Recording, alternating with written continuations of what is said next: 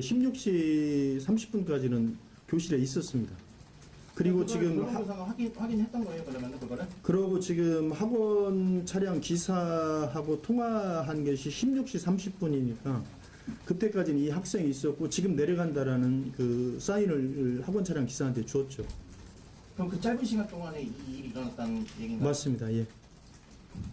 그러면 그 16시 30분에 어쨌든 돌봄 교사가 아이가 나가는 걸 확인했다는 거죠? 예, 맞습니다. 확인을 했고, 그 다음에 그 아까 말씀하신 그 인계 가능한 범위에 학원 차량 교사가 좀 포함이 되어 있는 건가요? 부모가 동의해서? 맞습니다.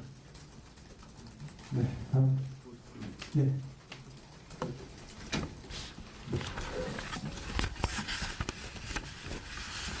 연합뉴스 이호진입니다.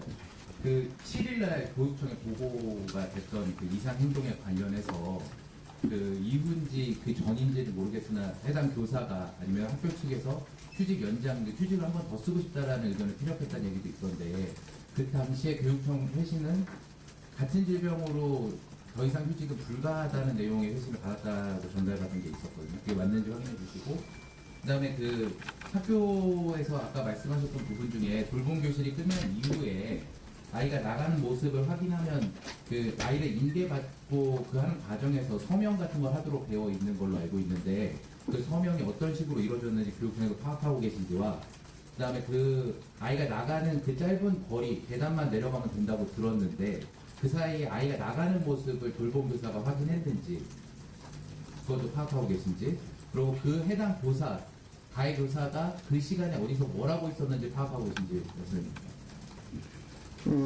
지금 저도 이제 여러 언론 보도에서 그 내용을 파악했는데 저희들이 2월 6일 날 그 학교에서 조그만 소동이 있었을 때 이 학생을 연가라든가 병가라든가 아니면 다른 어떤 교사요. 분리 조치가 필요하다라는 말씀을 드렸고 저희들이 휴직 2번 다시 뭐 못한다라는 이런 회신했다는 것은 전혀 낭설입니다. 그런 사실이 없고요. 그 어제도 저희들이 뭐 재차 확인했을 때 그런 회신을 한 사실이 없습니다. 그리고 학생을 만약에 학부모가 본인이 데려가 동행하도록 했는데 못 올 경우라든가 이런 저희들이 휴대폰이라든가 이런 것으로 인증을 받고 있습니다. 그리고 이 학원 그 기사와 해당 교사가 돌보고 있던 해당 교사가 서로 소통한 걸 봤을 때도 지금 아이가 내려보내 달라라고 학원 차량 기사가 얘기를 했고 이 아이를 그럼 지금 내려보내겠다라는 메시지를 줬죠. 내려갔는데 한 10여 분 후에 다시 학생이 왜 내려오지 않느냐라는 전화를 재차했을 때 좀 전에 내려갔다 분명히 라는 걸 봤을 때 해당 교사는 이 학생을 계속 보고 있었다는 것이 이제 확인이 됩니다. 그 말씀이 좀 어폐가 있는 게 해당 교사가 계속 보고 있었으면 그 10분 사이에 아이가 없어진 건데 보고 있었던 건 아니지 않나요? 아니 1차 전화를 줬을 때 이 아이를 내보냈고 이 아이가 내려간 거죠. 계단을 통해서요. 그러니까 내려간 걸 확인하셨다는 그렇죠. 예. 내려간 걸 확인했다고 돌봄 교사가 정확히 얘기했나요? 아니 그거는 시청실은 2층에 있는데 어떻게 내려갔어요? 다시 말씀 주시죠. 시청실이 학교 2층에 있잖아요. 예. 돌봄 교실도 2층에 있었고 계단을 내려갔다고 어떻게 파악하셨다는 거예요? 그러니까 돌봄 교사가 아니 이 돌봄 교실에서 나갔다는 걸 말씀드립니다. 돌봄 교사가 나간 것까지 확인한 거고 맞습니다. 10분 뒤에 다시 전화가 왔을 때 그 아이의 행적을 돌봄 교사가 파악을 했는지 아니면 내려갔다고만 한 건지 그걸 파악하셨냐는 거예요. 지금 최초에 이 학생이 나가도록 이 교사가 이야기를 했고, 그러니까 이 학생이 나갔겠죠. 돌봄 교실을요. 그리고 난 다음에 나갔는데도 불구하고 10여 분 후에 다시 전화가 오니까 이 교사가 그때부터 뭔가 이상하다라고 가정에 연락을 취하고 이제 찾기 시작한 거죠. 가정의 연락은 학원 기사가 했다고. 예, 맞습니다. 예. 가정의 연락은 돌봄 교사가 아니고 학원 교사가 했고 그 돌봄 교사가 10분 만에 아이가 없어졌는데 그 아이를 찾았냐는 얘기예요.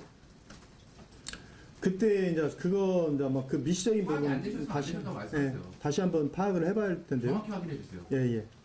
지금 다른 학교들은 돌봄 교실 바로 교실 앞에서 명부를 작성을 해야 하고 돌봄 교실까지 직접 동행인이 가서 아이를 데려내고 오는 시스템인데 이 학교는 학생 혼자 2층에서 1층으로 내려갔어요.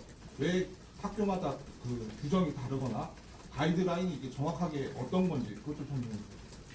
그건 저희들이 이제 학교 환경에 따라 여러 가지가 다른 점이 있을 텐데요. 저희들이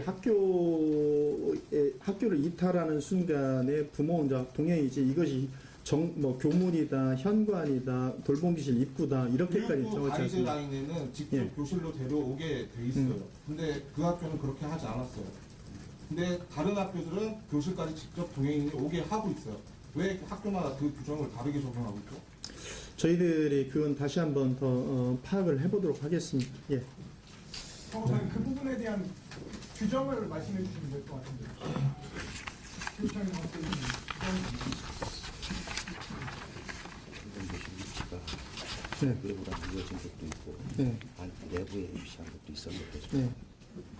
예, 돌봄교실의 위치에 따라서 다를 텐데요. 그 돌봄교실 학생 귀가 방법에 보면 그 세 가지가 있습니다. 예, 학부모 동행 귀가를 원칙으로 하되 학부모가 동행하여 귀가할 수 없는 경우 학부모가 지정한 대리자와 동행 귀가 이런 규정이 있고요. 개인 사정으로 인하여 보호자 동행 귀가가 불가능한 학생은 부모의 요청이 있을 시 서약서에 부모의 서명을 받은 후 자율귀가 및 형제자매 동행 귀가를 허가. 그 다음 동행 귀가자의 부득이한 사정으로 하루만 자율귀가를 요청할 경우 학부모로부터 안전귀가 서약 문자를 받은 후 자율귀가 허가. 이렇게 세 가지가 돌봄교실 학생 귀가 방법으로 나타나 있고요.